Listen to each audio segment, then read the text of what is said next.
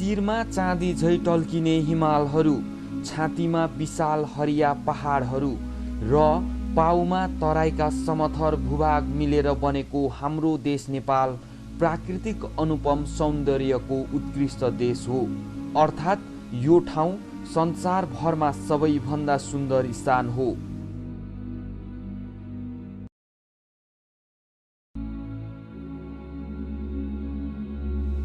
जल सम्पदाका दृष्टिले नेपाल विश्वको दोस्रो धनी राष्ट्रको सूचीमा पर्दछ।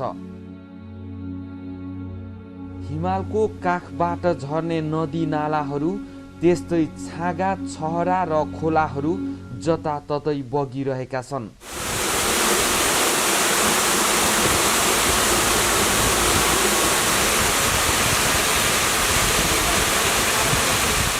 नेपालको पानीलाई विद्युत उत्पादनमा सदुपयोग गर्न सकियो भने मात्र पनि नेपालको पानीबाट करिब 8 करोड किलोवाट भन्दा बढी विद्युत उत्पादन गर्न सकिन्छ।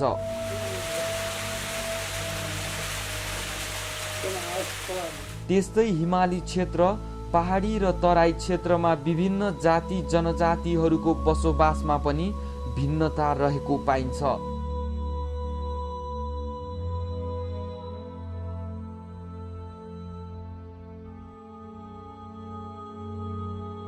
हाम्रो देशमा विभिन्न जातिहरूको आफ्नै आफ्नै मौलिकता र संस्कृति रहेको छ। अर्थात् हामी संस्कृतिका धनी छौँ।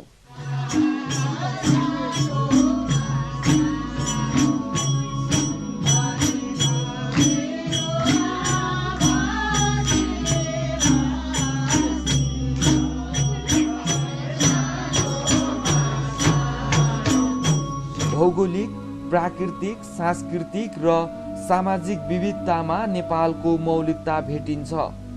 पूर्व मेचीदेखि पश्चिम महाकालीसम्म नेपालको हरेक जिल्ला, कुना कन्दरा प्राकृतिक सौन्दर्य र धार्मिक मूल्य मान्यताले भरिपूर्ण छन्।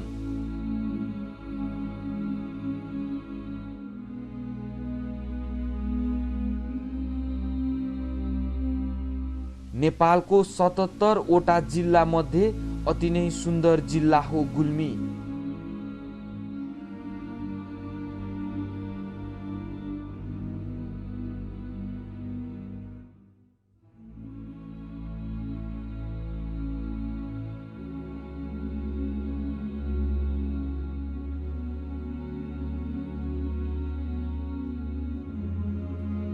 नेपालको दोस्रो ठुलो व्यापारिक केन्द्र बुटवलबाट 115 किलोमिटर मात्र टाढा रहेको गुल्मी जिल्लाको कुल क्षेत्रफल 1149 वर्ग किलोमिटर र 1,14,900 हेक्टरमा फैलिएको छ।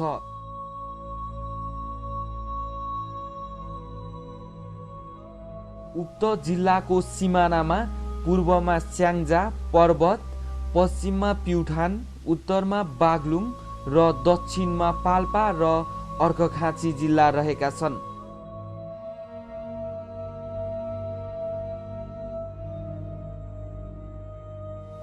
सांस्कृतिक भाषामा सैनिक वा पल्टन भएको ठाउँलाई गुल्म भनिने र सामरिक महत्त्व बोकेको हालको गुल्मी क्षेत्रमा पनि लिच्छविकाल र मध्यकालमा सैनिक छाउनी रहने भएकाले यसलाई गुल्मी भनी नामाकरण गरिएको हो भन्ने भनाइरहेको छ।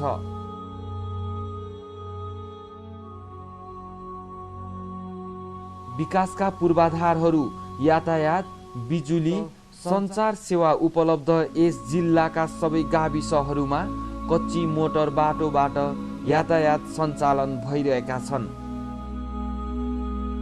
प्राचीन कालदेखि नै प्रसिद्ध नेपालको 4 धाम मध्ये एक धाम रुरु क्षेत्र पौराणिक ऐतिहासिक गाथा बोकी जैविक विविधता र प्राकृतिक सौन्दर्यले भरिपूर्ण तपोभूमि रेसुङ्गा क्षेत्र, यसै गरी धार्मिक ऐतिहासिक महत्त्व बोकेको रुद्रबेनी, कुर्घामालिका, श्रृङ्गाको श्रृङ्गेश्वर मन्दिर, लिच्छविकालीन चार पालाको शिवालय, शान्तिपुरको चक्रेश्वर, ऐतिहासिक दरबार र कोटहरू यी स्थान धार्मिक महत्त्वले मात्र नभई जैविक विविधता, पर्यटकीय स्थल, जलस्रोतको मुहान, तीर्थस्थलको रूपमा परिचित छन्।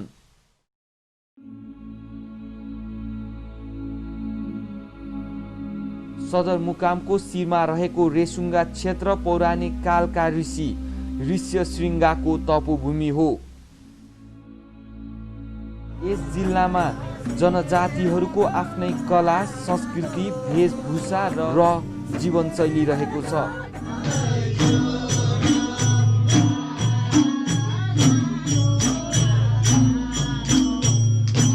समुद्री सतहदेखि 1700 मिटर उचाइ र 3400 हेक्टरमा फैलिएको रेसुङ्गा क्षेत्र प्राचीन युगमा ऋष्यशृङ्ग ऋषिले तपस्या गरेका कारण यसको नाम रेसुङ्गा रहन गएको विश्वास गरिन्छ, जसले अयोध्याका राजा दशरथको सन्तान नजन्मेपछि पुत्रेष्टि महायज्ञ गराएका थिए र महायज्ञपछि बल्ल भगवान राम लगायत उहाँका भाइहरू जन्मनु भएको थियो।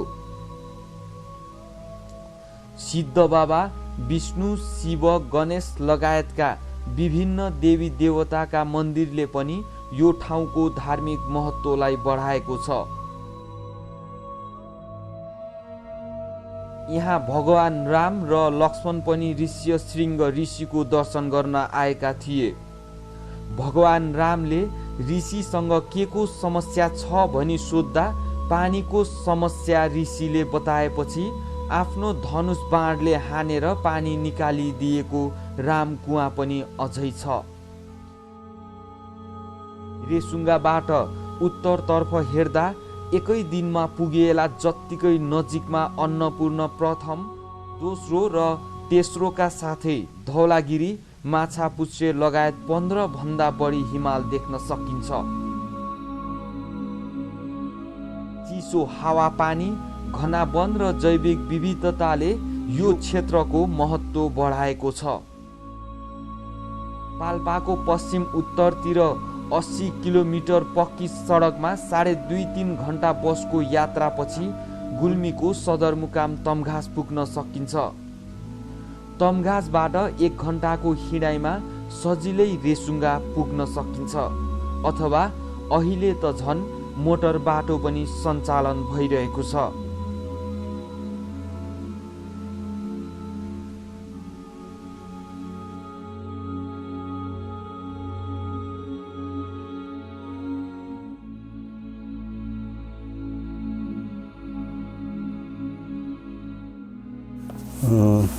यस रेसुङ्गा तपोभूमि त्रेतायुगमा ऋष्यसिंहेश्वर भन्ने ऋषि, ऋष्य भनेको ऋषि, सिंहेश्वर भन्नाले उहाँको एउटा सिंह पलाएको पनि रहेछ। उहाँ 10,000 वर्ष यस रेसुङ्गा धाममा तप गर्नुभयो भन्ने भनाइ छ। उहाँको तप भग्न गर्नको लागि स्वर्ग इन्द्रले अप्सरा समेत पठाउनु भयो र उहाँको ध्यान पनि भग्न भयो भन्ने भनाइ छ। ठुल्ठुला महापुराणमा पनि सुन्न पाइन्छ। उहाँले यस तपभूमिमा तप गर्दा गर्दै दशरथले थाहा पाउनु भएछ उहाँ निसन्तान, उहाँका सन्तान नै। त्यसो गर्दाखेरि उहाँले आफ्नो गुरु वशिष्ठ मुनिलाई सोध्नु भएछ, मैले कसरी सन्तान प्राप्त गर्ने? म यस्तो राजा, यहाँको यस्तो भारतवासी यत्रो ठुलो पदमा भएर पनि मेरा सन्तान छैन, म कसो गरौँ के गरौँ भन्दा भनेर आफ्ना गुरु वशिष्ठ मुनिलाई सोध्नु भएछ। र वशिष्ठ मुनिले पनि भारत 81 चाहिँ उहाँले भन्न सक्नुभएको छ। उहाँले यसो ध्यान दृष्टिले विचार गर्दाखेरि ऋष्यसिंहेश्वरको याद आएछ। उहाँले त्यसपछि उहाँ राजा दशरथलाई भन्नुभएछ, बिन्ती गर्नुभएछ, हाम्रो रेसुङ्गा भन्ने ठाउँमा यो अनकन्टार जङ्गलमा एउटा ऋष्यसिंहेश्वर भनेका ऋषिले तप गर्नुहुन्छ, त्यस ठाउँमा गएर शुद्धाउनुहोस् भनेपछि उहाँ खुद यस ठाउँमा आएर ऋष्यसिंहेश्वरलाई अयोध्या नगरीमा रहेर पुत्राष्टि गरेपछि राम, लक्ष्मण, शत्रुघ्न, भरतहरू जन्मिनुभयो भन्ने किम्वदन्ती छ र ठुल्ठुला महापुराणमा पनि पढ्न पाइन्छ। यहाँ यो ऋष्यसिंहेश्वरको तपस्थलमा धेरै बाबा महाराजहरूले तप गरे त भन्दा पनि यो चारवटा ऋषिहरूको निकै वर्णन गरेको पाइन्छ। यो महापोखरी कसरी भयो भन्ने जिज्ञासा हुनसक्छ। महापोखरी यो अर्घाखाँचीको बामरुकदेखि सहिष्णुधर स्वामी र उहाँका छोरा महाप्रभु लक्ष्मीनारायण भनेर भनिन्छ। उहाँले पोखरीमा चारधामको जल ल्याएर मिसाएपछि शुद्ध बनाएर उहाँले स्नान गर्ने, त्यहाँबाट ध्यान मनन गर्ने, पूजाआजा गर्नुहुने रहेछ। उहाँ चाहिँ 1802 देखि 1902 सम्म चाहिँ यस ठाउँमा तप गर्नुभएको भन्ने भनाइ छ। र त्यसपछि यो लास्टका ऋषि यदुकानन्दन भनेर भनिन्छ। उहाँ काठमाडौँ कालीमाटीदेखि आएर कलङ्की कालीमाटीदेखि आएर यो यज्ञशाला निर्माण गर्नुभएको भन्ने भनाइन्छ। राणाकालमा हो छ।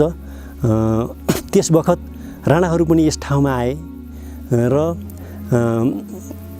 जुद्ध शमशेर, मोहन शमशेर अनि जङ्गबहादुर राणासहित यस ठाउँमा आएर उहाँलाई चाहिँ सहयोग गरे भन्ने भनाइ छ।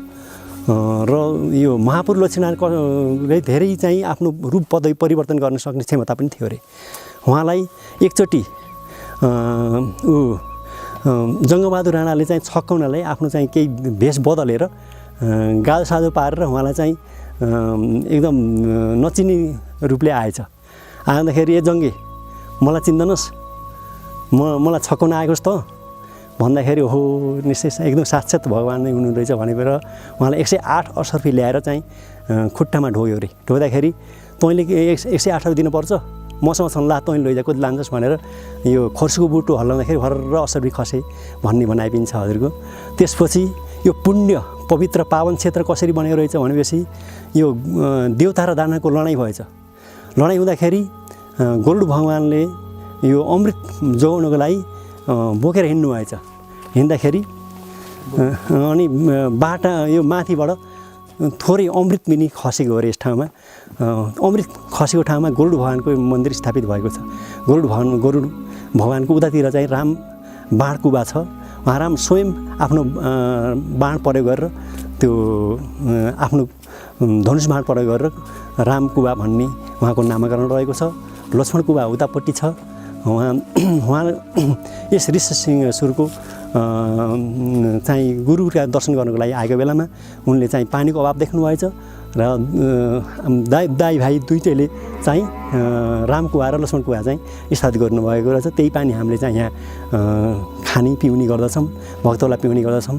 र त्यसपछि यो हाम्रो साउने ठुला एकादशीदेखि ल्याएर पुरा चतुर्मासे एकादशी भन्नाले अब यो कार्तिके ठुला एकादशीसम्म हाम्रो चाहिँ विशेष चाहिँ पूजाआजा हुन्छ र साउनभरि पुरा भक्त चाहिँ को भिड भडाक हुन्छ।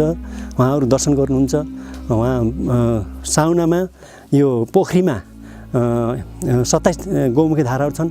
तिनमा नुहाएर यो यज्ञशाला, सिद्ध बाबा, यो सबै मठ मन्दिरमा दर्शन गर्नाले, पूजा आराधना गर्नाले आफ्ना अनेक प्रकारका रोग व्याधहरू, अनेक प्रकार दुःख कष्टहरू हरण हुने भन्ने हाम्रो किंवदन्तीमा उल्लेख गरिएको छ, इतिहासमा पनि उल्लेख गरिएको छ।